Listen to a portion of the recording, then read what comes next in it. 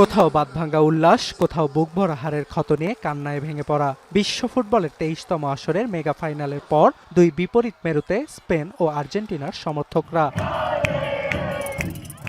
১৬ বছর পর ফের স্পেন বিশ্বকাপের সোনালী ট্রফি উঁচিয়ে ধরায় গগনবিদারী উল্লাসে মেতেছেন দলের ভক্ত সমর্থকরা। রেফারি শেষ বাঁশি দেওয়ার সঙ্গে সঙ্গে নিউ ইয়র্কে স্টেডিয়ামের বাইরে আনন্দে মাতেন সমর্থকরা।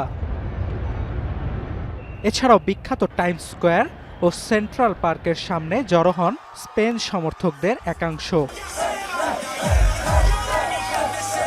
ইয়ামাল, রদ্রি, পেদ্রোদের হাতে শিরোপা ওঠায় আনন্দের নগরী এখন মাদ্রিদ। বর্ণিল আতশবাজি আর সমস্বরে নেচে গিয়ে বিজয় উদযাপনে মেতেছেন হাজার হাজার Spanish.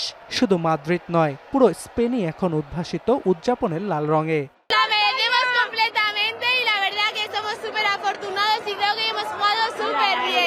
Yo me he desplazado precisamente para ver el partido aquí en Madrid, aquí en las pantallas de... এছাড়াও স্পেনের জয়ের আনন্দের ব্যাপ্তি ছড়িয়ে পড়েছে মেক্সিকো, ফিলিস্তিন সহ দেশে দেশে। আমি ভরসা রাখি হিরন স্মার্ট ওয়াটার পিউরিফায়ারে। তবে টানা দ্বিতীয়বারের মতো বিশ্বকাপের শ্রেষ্ঠত্ব অর্জন করবে আলবিসেলেস্তারা, এই আত্মবিশ্বাসে ছিল নানা বয়সী আর্জেন্টাইন সমর্থক।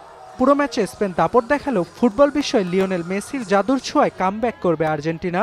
ভক্ত সমর্থকদের এমন প্রত্যাশা থাকলেও কাঙ্ক্ষিত ফল না আসায় শোকের রোল আর্জেন্টিনার রাজধানী বুয়েনোস আয়ার্সে। তবে পরাজয়ের পর স্পেনের জয় নিয়েও প্রশ্ন তোলেন অনেক আর্জেন্টাইন সমর্থক।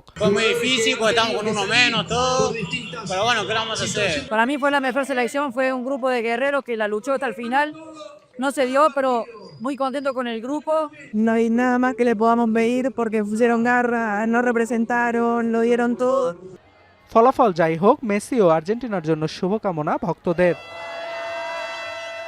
অর্ণব প্রসাদ, এখন বিশ্ব।